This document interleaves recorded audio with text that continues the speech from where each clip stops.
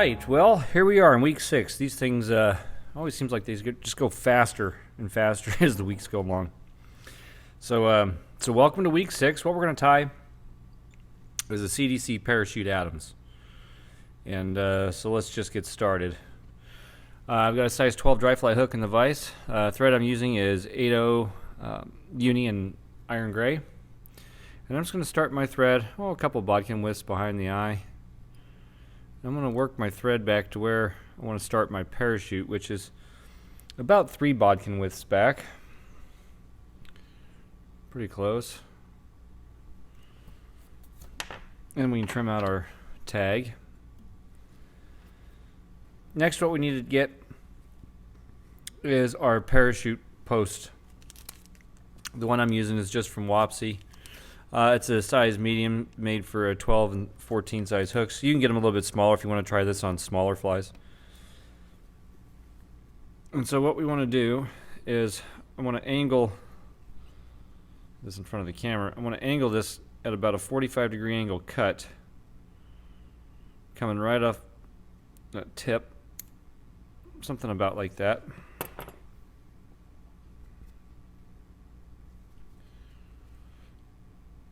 And I want to lay this just going into the back, or you can kind of see how my thread here is. I'm going to line that kind of the cut side. I'm going to line up kind of with my thread right there. And I'm just going to tie this in right there. My fingers are dry. My thread got stuck.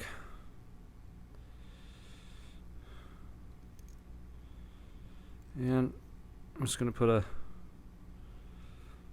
couple of turns in. I'm going to kind of angle it to the side just a little bit. I'll put a few wraps in front as well. I'm going to leave my thread wrap in front. Now we want to build the actual wing post, and we're going to do that by folding it over at about the halfway mark.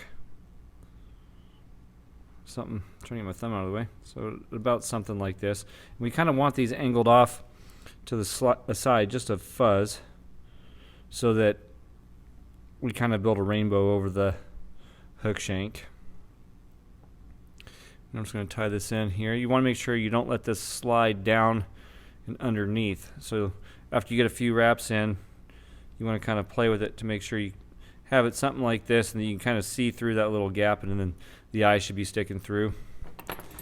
And then we're going to trim this out going the opposite way and just line it up with the cut we made before. Make sure you don't cut your thread. Something about like that. If you get really good at it, you can get 2 out of 1 post. You can also do this with just square or flat 2mm foam. I'm going to place a few wraps in here just to start tying this all in and down. And again, I'm going to lift up, put a few more wraps in underneath, and I'm going to put a few around to kind of start the base of my post, but I'm not going to actually do all of that yet. I'm going to hold off just a little bit. And since the body's dubbed, just a loose taper is good. You don't have to get too crazy, but you do want to kind of get all of your foam nice and tightened down, kind of to where it's at a decent angle before we start adding more material. Pardon me. So next I'm going to take my thread to the back to about the barb.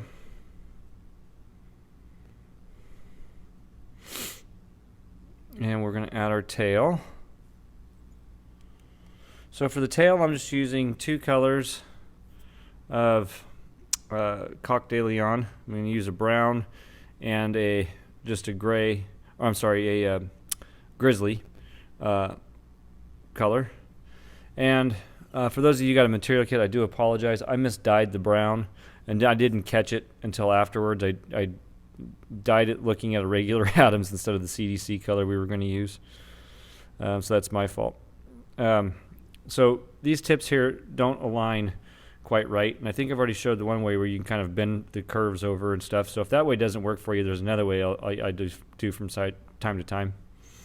And I'll use my shorter fibers first, and I'll get them kind of lined out, and I've got all the barbs coming off the side, and I'll take the larger side and I'll lay the larger side on top. My stems are getting in the way, so that they meet up. A little hard to do this on camera. So that the tips kind of meet up. And then I can pinch all of them together at one time and remove the stems together. And you see how there's a length difference. And that's okay. And I'm just going to collect, I don't want to lose them. I just want to collect them. And you can blend them together a little bit and whatnot. But you want to have a nice tail about like that. I mean, they don't have to be picture perfect. And so, as with most dry flies, I like to have them just to go back a little past the bend if possible when I do my measurement. So that's pretty good.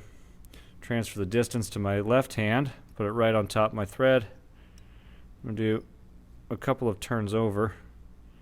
And I want to leave these additional fibers on top. That's going to help build the ramp at the correct angle. And we'll just tie these in coming forward. And then when you get close, you can kind of move this foam out of your way and trim it out. Like so. And we'll come back and finish tying those in. This pattern looks way more intimidating than it really is to tie. Okay. Next, what we want to do is bring our thread back just a little bit, or you can even actually, if you want, you can do this from the front side. It's up to you. But we're going to build a dubbing loop, and you want a decent size one. So we're going to build it. Oh, darn, hands are just so dry, everything's just sliding right off. But you want a fairly long parachute here just to make sure you have room for all the CDC when we get there. Now this part's kind of the tricky part. Once you have that built, we want to bring this up. I like to do it along the side because it ties in a little easier. Or not ties in, but when you go to do the actual hackle and building the dubbing loop with your hackle, if it's along the tire side, it seems to work out a little easier. And so we're going to start tying this dubbing loop in, coming up the post.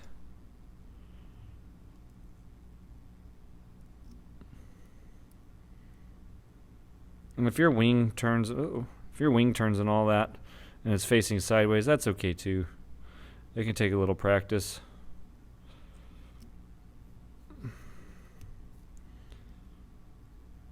I'm try to jump that. Just wants to keep sliding to the same place.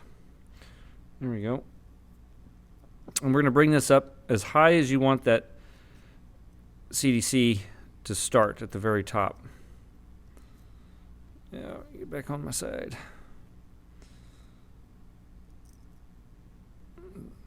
Jump that again ever so slightly. I don't want that high. When you have it, you want to kind of take your thread and pull it. And we're going to leave this thing dangling, which is the only real downside. Now, you don't want to over-tighten this post. You do want to have some thread wraps in there, but you don't want to over-tighten it. And we'll bring it back down. Now, the only trouble is you're going to have this thing hanging out for a minute.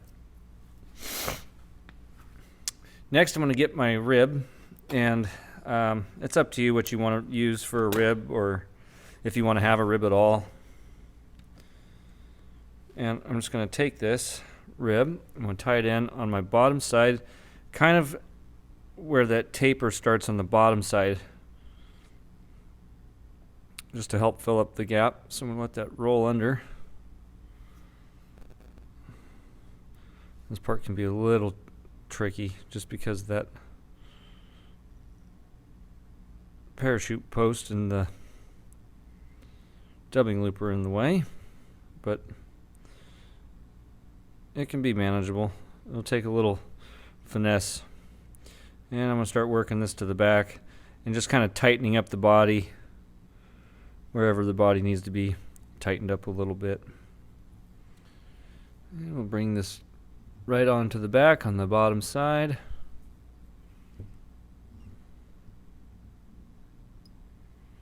Kind of like so. If your tail's sagging, mine's sagging just a little bit more than I want, so I'll just bring a thread wrap underneath. You want to make sure that your thread goes above your rib, not come below. And you want to put one more in. Alright, that helped quite a bit. Okay, very good. Next, I'm going to go over to my Adams Gray dubbing.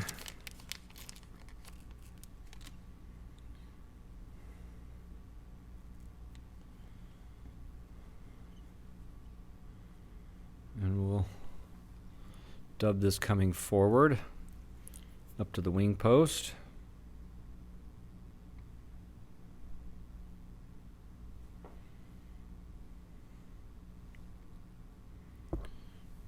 Real close, put a loose wrap over. Now you can tighten it to the degree of tightness that you want on your dubbing. And I'm just going to start to work this forward.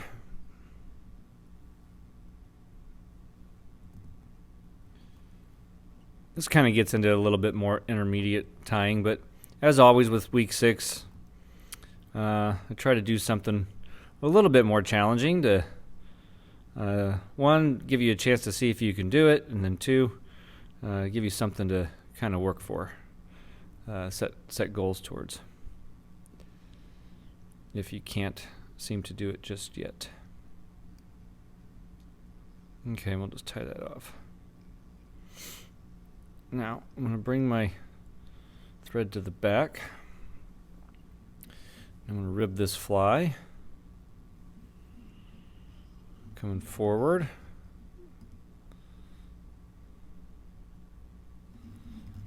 And I'll get, 4, maybe 5 turns in here. Try to keep them even, or maybe slightly bigger as they come forward.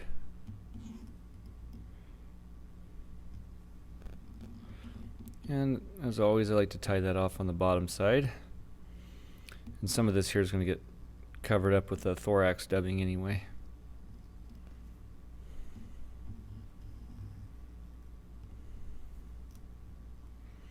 I'll tie it off coming to the front side as well, just to make sure I got it. Okay. Next, for the fun part. Now, to save time, because I already shot this video once and it just took too long. So what you want to do is, if you have a little clip like this, it comes in real handy. And so what I got here is I've got all extra select CDC. I set them in the exact same order. So I've got black, white, ginger, black, white, ginger. You can see how they're lined up in the plastic there. And what we're going to do is you want to have all the tips lined up fairly even. Mine are fairly even.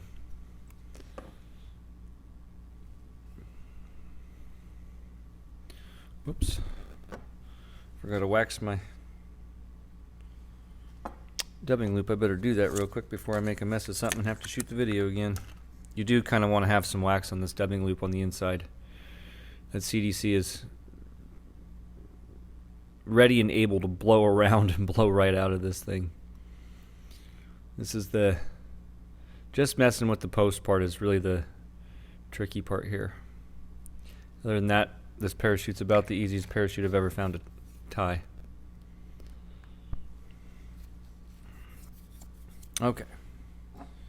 So, I guess I could say this too real quick. If you've got a some type of CDC device like the Magic Tool from Petajon or something like that, you only need 3 feathers because you're going to push the stem down in between and both sides are going to fold up on top of one another. and that'll be a sufficient amount of CDC.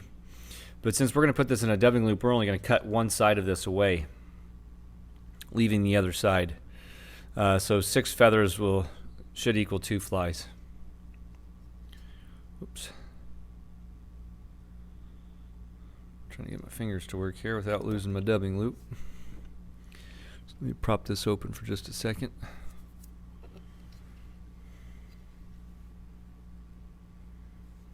And we've almost got it. Okay.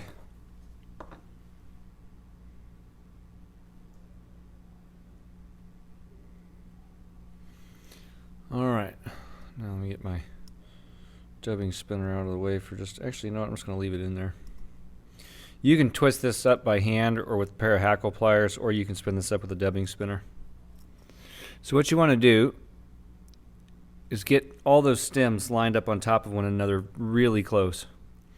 And we're going to slide all of this in to that open dubbing loop as close as possible to the stem. And then you're going to pinch that dubbing loop down below, right by where the stems meet up. Okay. And we want to slide this up right next to... Get out of there. Stem folded over on me. But you want to slide these tips right up. There we go. Right up next to the shank if possible.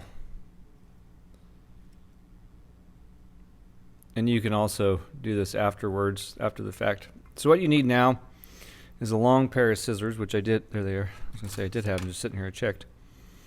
And we're going to take this long pair of scissors and we're going to run it and cut right next to the stem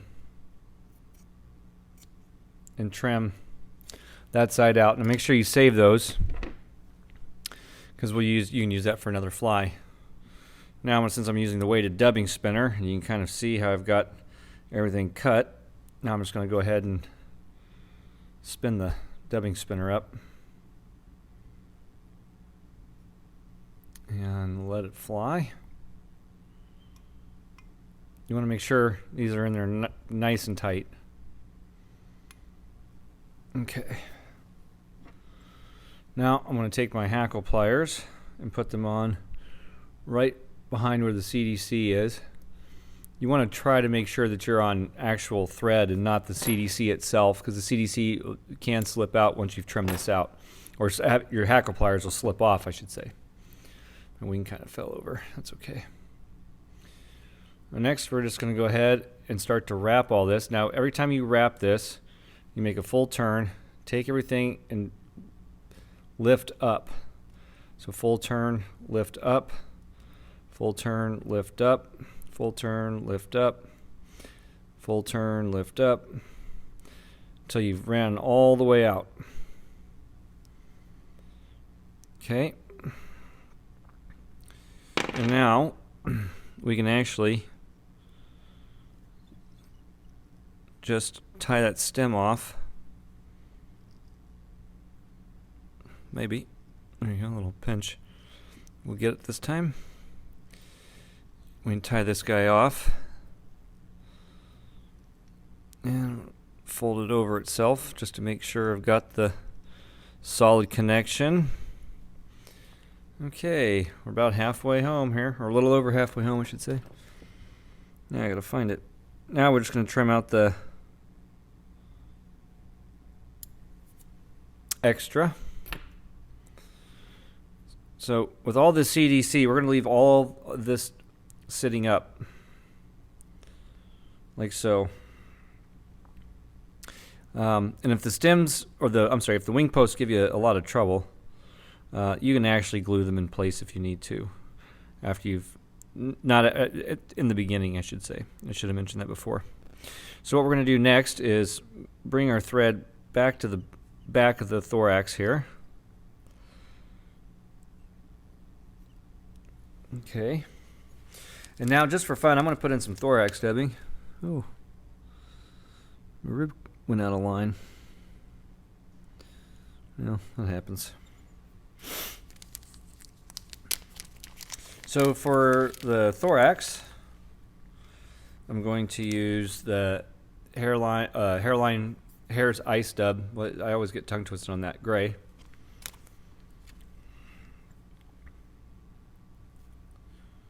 And you don't need a ton here, but you do want to pick and pull all of this apart, reset, pick, pull, reset, so we can get these fibers lined up sort of in the similar direction. You kind of see there. As long as you're around 75%, 80%, something like that, usually that's pretty good. It's pretty difficult to get ice dub to sit that way at 100%, especially when it's blended.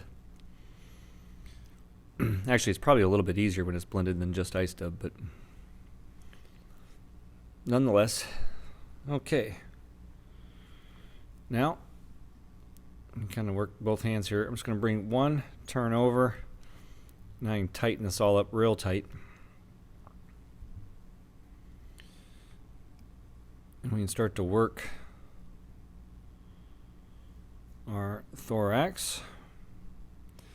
And what I like to do here, I'm going to back that off, it's a little thick.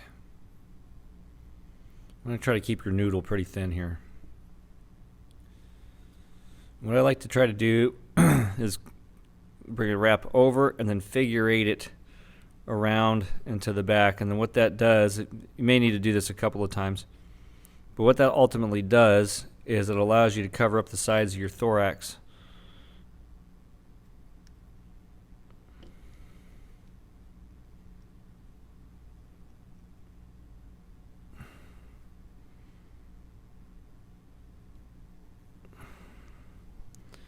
Fairly well anyway. Yeah, that one turned out pretty good. And let me bring it forward. I'm going to get rid of that last little bit. I don't think I need that last little piece that's on there. Just draw everything to the back, and now I can just come in and just build a nice little head right up front. Fairly simple. If you can do the parachute pose, the rest of the fly is actually really easy. CDC is really friendly to work with making a parachute like this.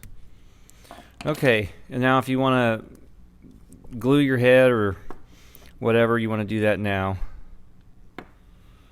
You just add a drop of glue.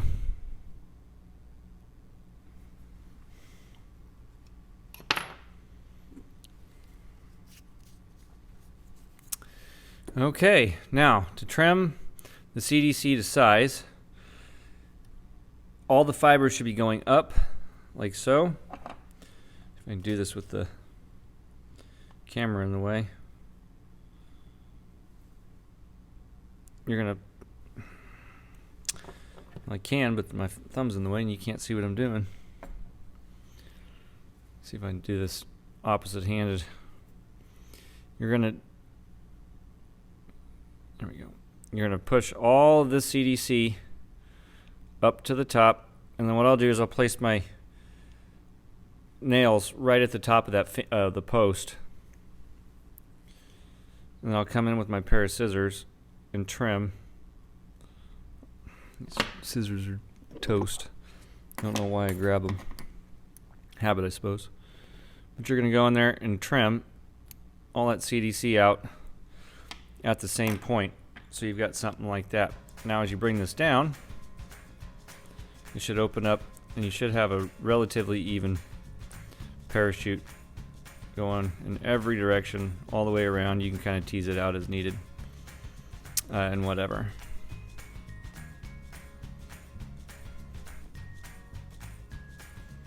And that's it. See, I told you it looked more intimidating than it really is. Once you pass the post part, you're in actually really good shape. The rest of the fly is super easy to do. Grooming it and everything's no big deal. So that's it for CDC. Just want to thank, take a minute and thank everybody that's been following along. We had a good amount of people this round. I think we were probably close to 40 people that were following along. And that's awesome. That's great. I hope everybody took something away, or at least had fun in the process. I really hope you learned something. Hope some of these flies work real well for you. And hopefully this has helped address some of the issues that you may have had with CDC in the past. I know we couldn't cover everything. There's just too much to cover on any one particular topic inside of 6 weeks. But yeah, it's been a lot of fun. Our next session should start up. I haven't set a date yet, but sometime in February, late February, something like that. And I've got a few things I got to take care of first and get off my plate. And we'll go from there. So always feel free to drop a comment below. Always like to see what you guys have to say, or any questions or whatever. If you found this video and you're not part of Fly Tying for Beginners over on Facebook, and you'd like to be a part of the live classes, or at least be in the know of what is coming up next for the live classes so that you can prepare, or get a material kit if that's something you want, if you don't have a fly shop close. Feel free to join, answer the 4 questions, and that's your golden ticket in. We'd love to have you over there. Real friendly group. And other than that, we are only days away from Christmas, so I guess I'll take the time to wish everybody happy holidays, have a very Merry Christmas, have a safe New Year, and we've had a real good year, and it's been a lot of fun, and we will see you in 2023. And as always, everybody, happy tying, take care, and we'll see you next time.